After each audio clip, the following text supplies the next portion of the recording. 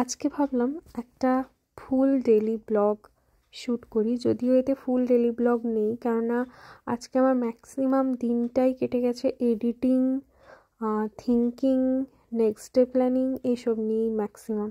এই আমার মুখটা না দেখালেও হতো, সকালবেলায় এত একটা বিতিকিচ্ছিরি মুখ নিয়ে আমি উঠেছি, কিন্তু আমি খেয়াল করেছি যত সকালের টাইমটা পেরিয়ে যায় তত আমি আমার দিনটাকে অর্গানাইজ করে নিই যে হ্যাঁ এইটার পরে ওইটা করব, তত দেখি আমার মুখের মধ্যে ওই কি বলে যে স্ট্রেসটা কমে যায়, এই যে একটা ধ্যাবড়া বিতিকিচ্ছিরি ভাবটা ওটা কমে যায় অটোমেটিক।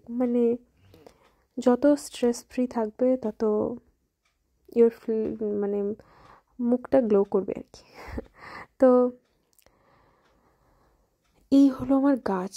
আগে তো অলরেডি দেখে মনে হবে এখানে ওখানে ছড়িয়ে ছিটিয়ে আছে। হ্যাঁ, ওই আর কি, অর্গানাইজ করা হয়নি। আগে জানো তো একেবারেই গাছ বার্ডেনের মতো মনে হতো, এই বাবা জল দিতে হবে, দেখাশোনা করতে হবে। এখন ওরাই একটা কি বলবো হোপ হয়ে গেছে, আশা হয়ে গেছে। সকাল থেকে উঠলেই ইচ্ছে করে দেখে আসি কোন গাছে কী ফুল ফুটেছে বা কেমন আছে। যাই হোক, সকালের ওই সমস্ত ইতিবৃত্তান্ত শেষ করে আমি ভাবলাম আজকে একটু মাঠের দিকে যাই। সকাল থেকেই মনটা একটু ডাউন, আর মাঠের পাশটায় আসলে আমি প্রচণ্ড নস্টালজিক হয়ে পড়ি। বাড়ি থেকে কয়েকটা পা হাঁটলেই মাঠ, তাও আসি না, কি জানি।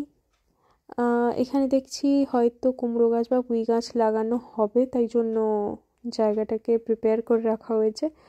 আর এটা ঘাস ফেলে দেখলাম, দেখো দুপাশে পুকুর, ঘাস ফেলে বেশ বাঁধ করে যাওয়ার জন্য রাস্তা করেছে বাড়ির কেউ।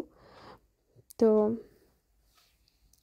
ভীষণ ভালো লাগছে। ধান টান কাটা হয়ে গিয়েছে, মাঠ পুরো ফাঁকা, ভর্তি মাঠ, একদম ফাঁকা।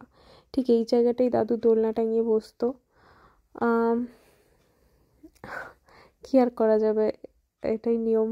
আমরা আসবো এবং পৃথিবী ছেড়ে একটা পার্টিকুলার ডেটে দুম করে হাওয়া হয়ে যাব। তো যাই হোক, মাঠটা দেখে ভীষণ ভালো লাগছিল। আর আমার ফুল দেখলেই বদ অভ্যেস হচ্ছে, সেটা আমি মাথায় পরবো। এটা হচ্ছে লতা পাতার ফুল, পরে ফেললাম। মা এখানে বড়শি দেয়, তাই খাবার আছে। আর এই ফুলটা দেখো, এরা না একা একাই হয়, শীতকালেই হয়। এদের আবার আসার পার্টিকুলার একটাই সিজন, আমরা শীতকাল ছাড়া ফুটবো না, ফুটছি না।